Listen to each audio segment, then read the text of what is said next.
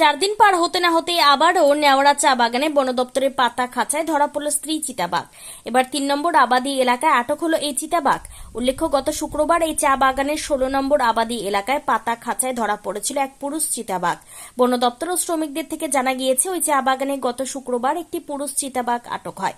শ্রমিকদের ধারণা ছিল চা বাগানে আরো চিতাবাঘ রয়েছে, কারণ মাঝে মধ্যে শ্রমিক মহল্লার ছাগল, শুয়োর সহ অন্যান্য গবাদি পশুর ওপর হামলা চলছিল। শ্রমিকদের আবেদন ও চা বাগান কর্তৃপক্ষের অনুরোধে বনকর্মীরা আবার খাঁচা পাতে।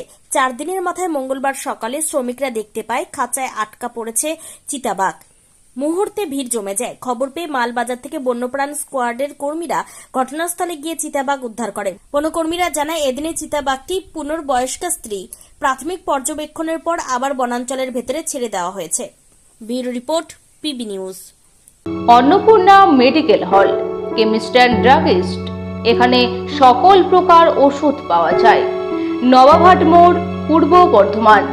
যোগাযোগ করুন 6295528655 অথবা 7602347696।